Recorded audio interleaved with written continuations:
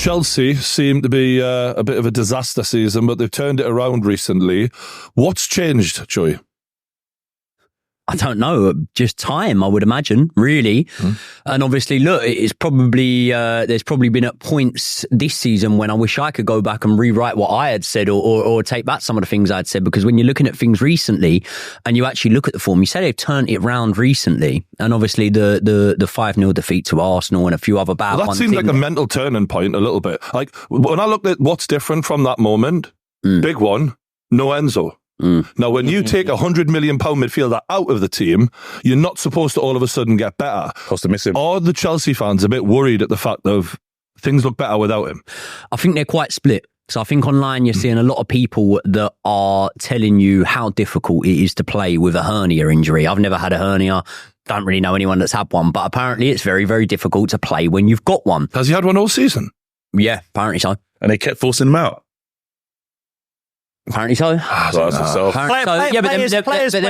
then let me ask you the options, because otherwise you're going. You say, oh, they kept forcing him out. Right, you can have Conor Gallagher in there next to Caicedo, and it's looked really good. But then you go, okay, who do you have further forward? Because Carney Chukwuemeka's been out all the time, and Nkunku's been out all the time. He's been playing Cole Palmer over on the right hand side. For some reason, he likes Gallagher further forward. So then if you don't play Enzo there, who are you going to have in there? Well, we brought in Lavia and he's been injured all season. We brought in Ugachukwu, who's been injured all season. So we don't actually have an option there anyway. When you look at Enzo Fernandez last season, he came in and I actually thought he looked pretty decent last season.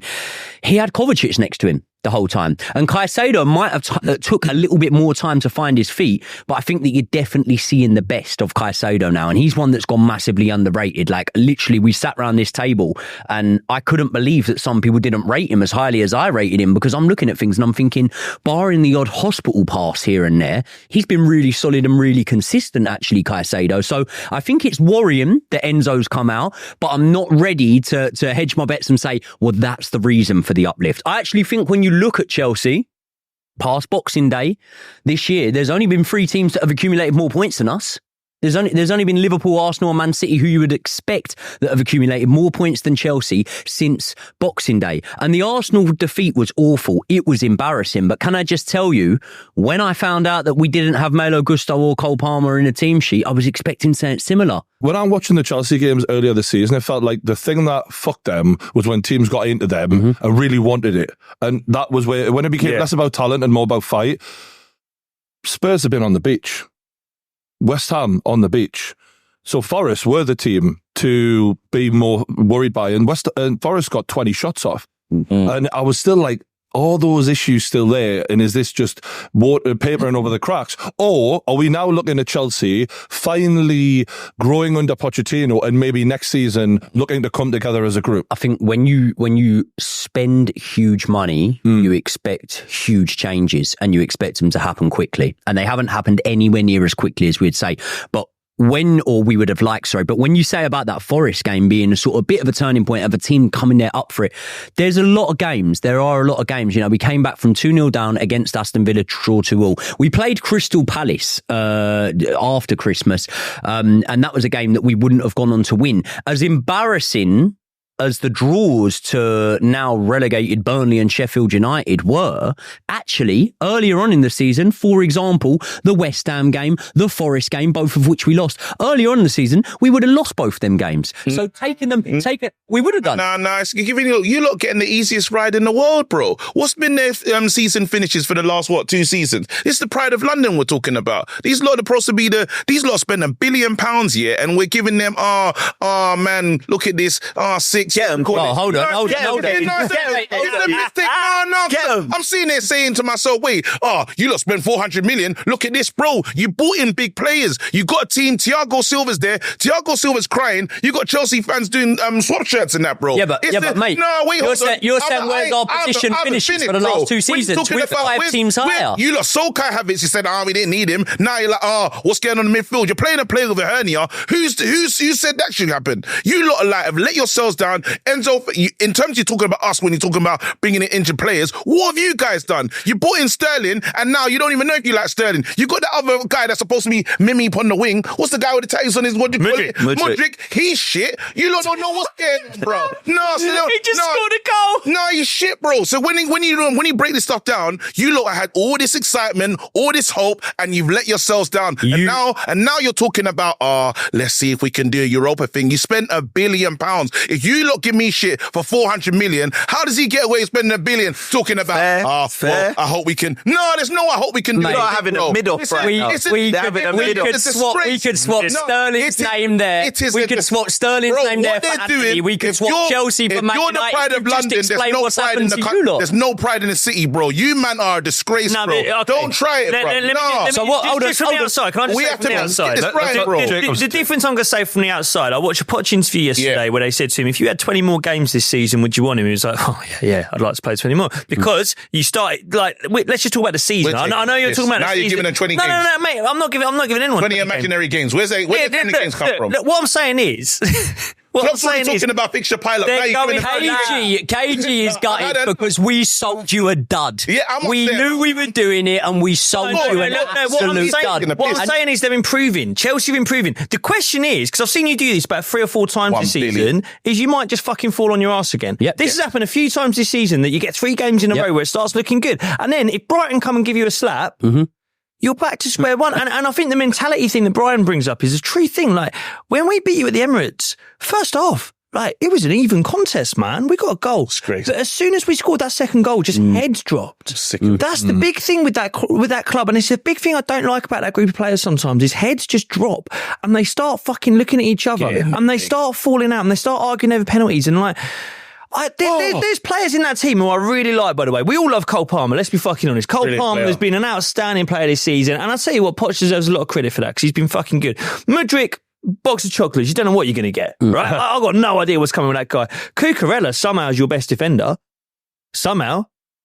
But outside of that, KG. What do we make of Jackson? We're on the group because Jackson, he's kind of the Darwin Núñez of Chelsea, right? He's constantly trying to be a threat, but his brain and his feet don't align sometimes. But he when you look at the numbers, despite all of the mistakes, the numbers are actually pretty good, right, Joey? Yeah, but again, it comes down to what do you want? Like, do you want a striker that never gets a sniff? Literally never gets a sniff, but then, his conversion rate's all right. And actually, even Nicholas Jackson's conversion rate isn't that bad. When you're looking at things, I get that we can go, he's missed sitters. He has. Do you know who else misses sitters? Haaland. He's a Premier League top goal scorer. Yeah. He misses sitters all the time. I'm not Jackson's even on about... missed some big chances. He's missed... He's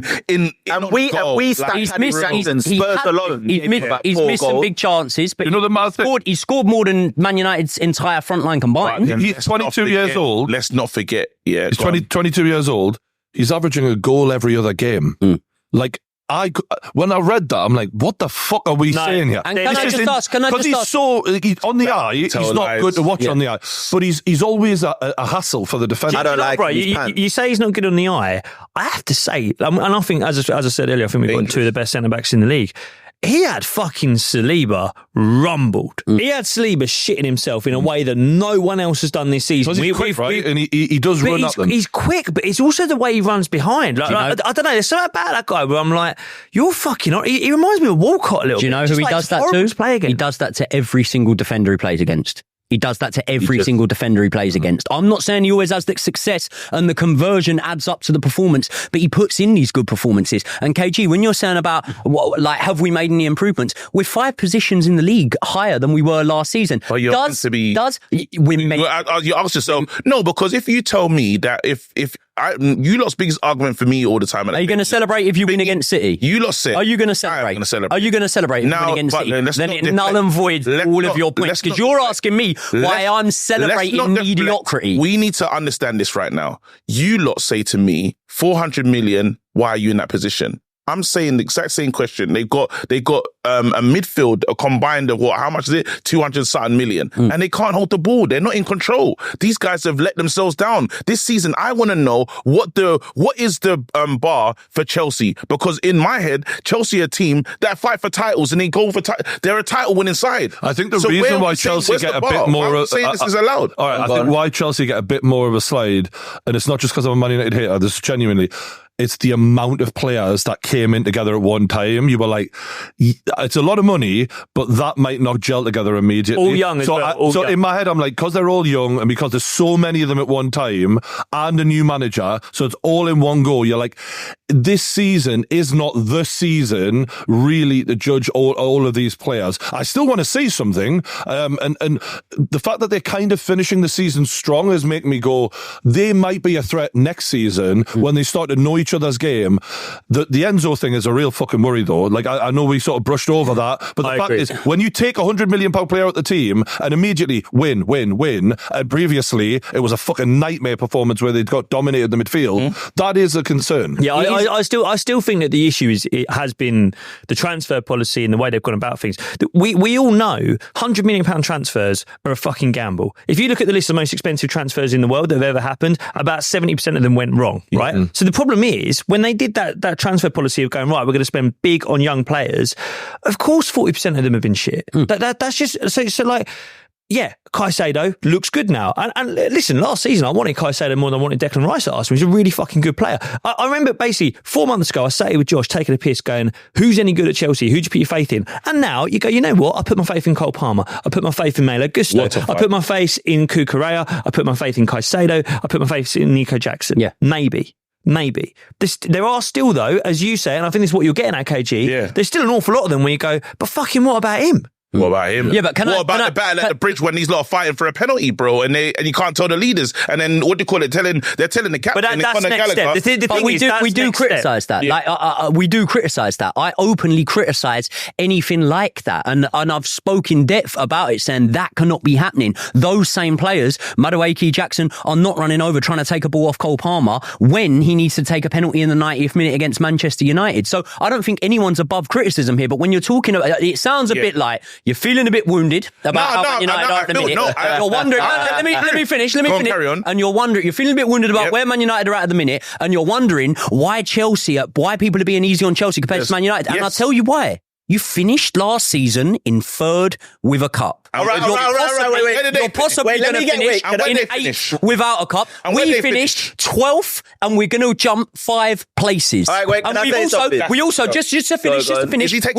We also went last season without beating a top 6 rival. We didn't record one win over a top 6 rival. This season, we took points off everyone sat round this table. Joey, taking a piss. And now, a word from our sponsors. Summer is on the way, and you know what they say, sun's out, guns out, and whatever else you want to get out. But before you get stuff out, make sure it's well trimmed. Am I right, lads? Don't go and flash people, just to be clear. I'm not suggesting that. Just make sure you're trimmed down below, because clammy in the summer for one thing, innit? You also just shave your chest with it or something. She's right. When you've been working on sculpting the pecs, they do look more defined if you just trim them, just to be clear. So that's actually really helpful with Manscaped, as well as the balls.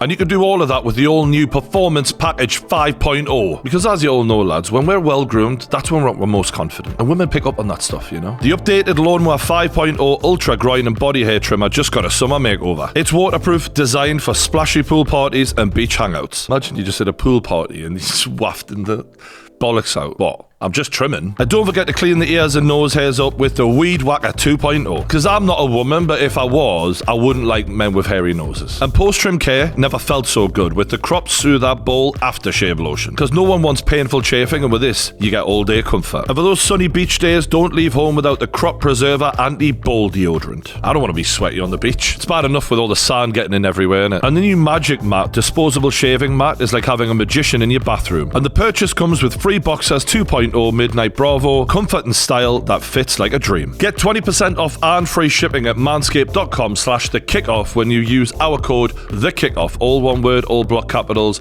at checkout. That's 20% off and free shipping. But for now, enjoy the video. You're talking about 12 and then say this year 6. What are we doing, guys? Is this, are we what's going on at this table? Is this real? But you're pretending middle ground doesn't exist in life. Do that. This is the pride of London. You're talking about the pride of London, and you're telling me, can I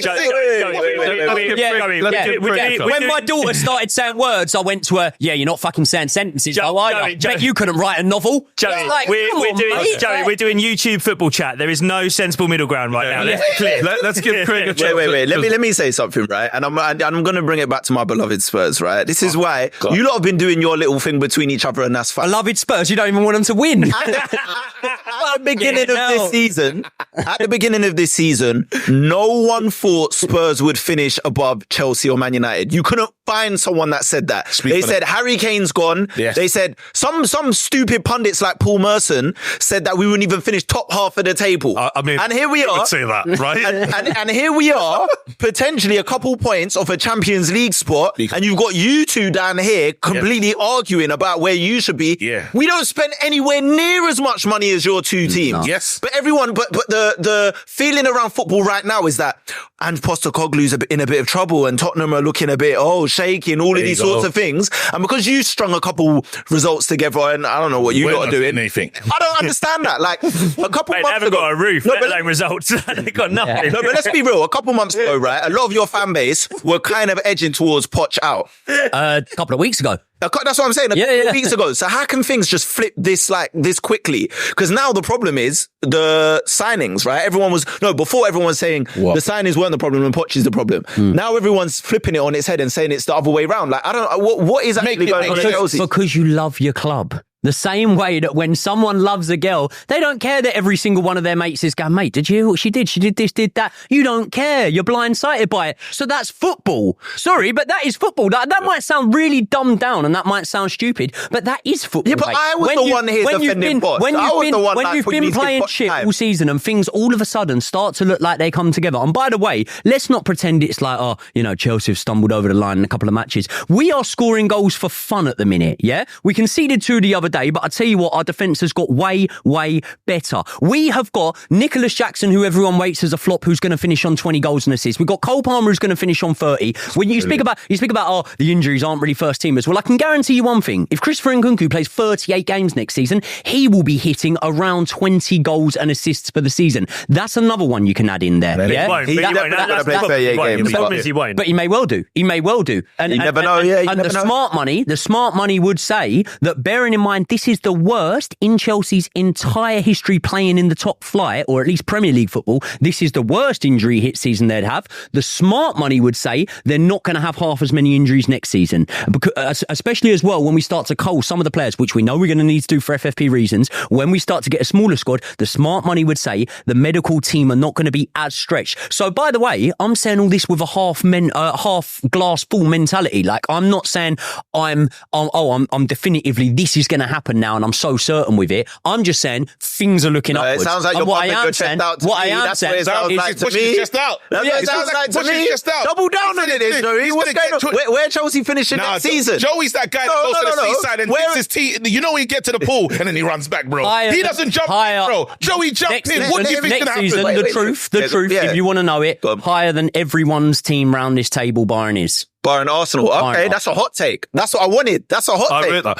Thank you, the reason I would be concerned is I feel like the only time Chelsea are really showing some consistency is when the pressure's completely gone off. Yes. When 5-0 goes in against Arsenal, there we go.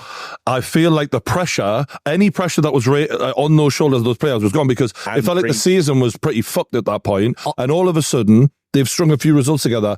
So the real question is going to come at the start of next season, where it's like, all right, we filled a few holes in the side where we've been lacking, which no doubt they will, because, by the way, not only did Todd Bowley go and buy a hotel that Chelsea owned and give them a whole bunch of money to help balance the books, I don't know how legal that is, he's also apparently buying the fucking training ground off of Chelsea Football Club. Yeah, that's crazy. How ethical can that be? That is so shady. That is a disgrace. That should be a charge. That's fucking. He loves it as well. Joey fucking loves it. Look at Joey now. So we already know they're fucking spending money, lads. So if they do spend that money, and then the pressure is on Poch, and at the start of the season we see similar issues, then we can know, all right, you had a very up and down season, and at the end you came good because the pressure was off. Now the pressure's back on. Can you handle it now? Can I just say, when you said about the pressure being off, though, Nottingham Forest away was a higher pressure game because we got ourselves into a position. Let's be honest, though, Joey. Right? You know, we've seen this guy. I've seen him more than you had to. Chris Wood is the most painful footballer to watch in the world. If Chris Wood could have decided this title by now without even realising it, because he could have gunned out Man City. He is terrible, this guy. Yeah. So in that game when Chelsea conceded 20 shots, and Chelsea had less shots than Forest by a We were rubbish. Yeah. We were rubbish. So you got lucky in that game. We did get lucky, but there's always an element of you make your own luck. And at the end of the day, staying in there. This is the thing, yeah? When we conceded 20 shots, yeah, we stayed in there. We were still 2-2. What Man United were doing, and I have to listen. This ain't the Man United second. No, but it is. This is where it goes, yeah? Win the Premier League, yeah?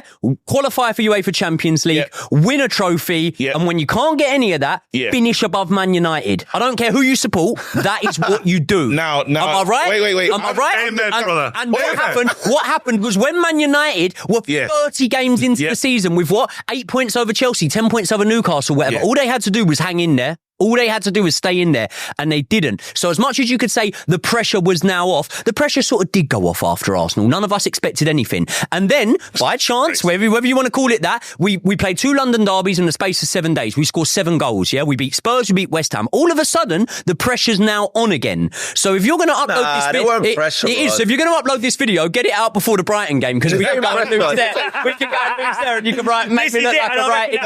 I reckon that'll happen, right? And the thing is, like, I kind of agree with you when you're like, our future's brighter than United and Newcastle and Spurs. I kind of agree, but then so it fucking should be. You spent the money. And I'll tell you what will happen.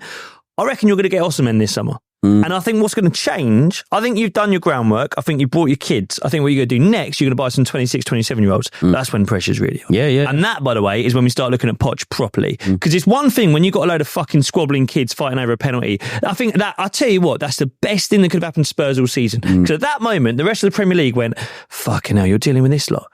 At that point, we all went, oh, God, they're a bit of a nightmare, aren't they? And then at that point, we went, you know what? Yeah, you haven't had Reece James. You know what? Chilwell, when he does play, he's even worse than Cucurella. Fair fucks, Poch. You know, you've had it tough this season. When you start buying international players this summer, which I think you will, I think you're going to start buying proper pros. No more kids. I think you're going to get adults now. If he can't get a tune out of them, and I tell you what, if you start buying Osimhens and world-class players... Fuck's sake, you should be knocking on the door 4th. What? He should. What? Oh, no, The form table since Christmas has us 4th with at the that minute. Squad? So yeah, cool. Sorry, I would agree with that. If they for giving me that imaginary table. If you sign a £100+ million striker, you should be. You should be challenging. If they sign Osimhen, you don't think they should be above Aston Villa? You don't think they should be pushing Aston Villa? The argument everyone's just made is that Chelsea are underachieving. No. No. Because that's how it feels to me. As a football club, we're underachieving. That's not what I'm saying. So I get you're saying it's the imaginary table. It is, but it suits my argument. The form table, since Christmas is putting us in 4th, right? Yeah. And if we're in 4th and you're still saying we're underachieving at the minute, what happens when we're not underachieving or overachieving? And like you say, we go and spend some big money. Of course, I hear you. Do you want to hear my hot take? There or thereabouts. Do you want to hear my hot take? Go. I feel like Chelsea Football Club, a piece of your club died when Roman Abramovich left. Piece of me died. A very important piece of that club died. And I don't think you will ever get back to the heights you was once at. I genuinely don't. I think it's Man City's time, it's Arsenal's time, and I think that period you had when Roman Abramovich was there, the Jose days and all of these things that were happening, it was going for you then. Things were just working. And I think you've got some cowboys at the top of your club now who don't really know football and they're throwing money at it to make it work. And some people are going to cling on to the hope that it will work and they will get it right. But I'm willing to put my chips down and say it won't work. See, I agree with Craig. I do agree with Craig. And my point was, I wasn't saying they should be winning the league. I was saying they should be knocking on the door 4th. They should be competing with Villas and Spurses for that. No, what I'm trying to say is they need to reassess who they are in the pyramid of football now. What you're doing, you heard me pointing a finger at Poch and you went to protect your old manager and you went, no, pointing a finger at the owners instead. And I don't give a fuck about Poch. You fucking love Poch. No, you I don't care about Poch. I'll be real, if Poch got sacked, I would laugh. I would actually laugh. But again, like, I completely agree with that. Like, you would think that I would argue that, that period is gone. But, like, newsflash, that's gone for everyone, you know? Like, Man United are never going to have a time when they win 3 leagues in a row. Sorry. Right? Yeah. No. Man United are never going to win 3 leagues in a row. Yeah. Arsenal are going to have their... Look, Arsenal's 2 best seasons in 20 years has not accumulated in a trophy or a cup final. Chelsea's worst 2 seasons in 20 years has accumulated in a couple of cup finals and no trophies. What I'm saying is and then you got Spurs who get no trophies and no cup finals. But what I'm saying is the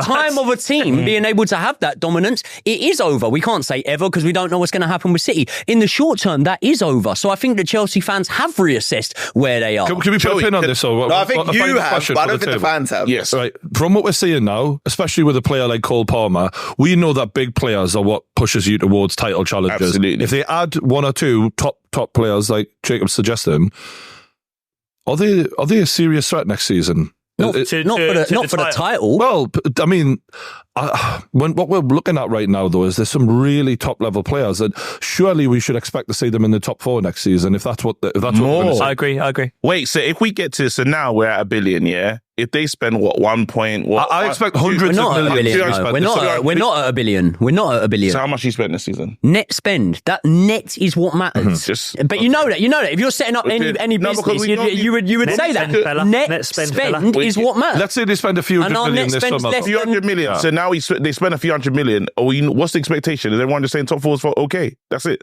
I'm not saying it's okay. I think bare minimum, like as in if he don't get top 4 next season, and also whatever happens this summer, Todd Bowley did not buy Chelsea to fuck around in 6th place or even top 4. The reason he's literally taking ownership over that training ground, his company personally. So like, let's say they sell Chelsea, they're going to be in a situation where like, what are you going to do? Rent the fucking training ground back to Chelsea Football Club? Yeah. Like he's creating a bit of a mess there for the long term in that sense because he's pumping money in because he wants to fucking win. That's the whole goal. It's the same reason the Saudis bought Newcastle. So they have to challenge. They have to, and that's what I'm saying. So because the Chelsea that I remember is a Chelsea that win big trophy. That's how I remember. You don't spend billions I don't on it to not do Chelsea, that. like not even taking a piss. I don't expect Chelsea to be doing this. I'm used to Chelsea, like, and it's a team. If it's you think about first season, though. I understand. I respect that, but I'm talking about Chelsea in the terms of how they've conditioned us as fans. Is if they sacked Ancelotti, bro, these lot will sack anyone that doesn't meet the bare minimum. Roman, that's Chelsea. Yeah. Did you see Bowley's interview recently, though? It was quite interesting because after these few results, they interviewed him. He was like,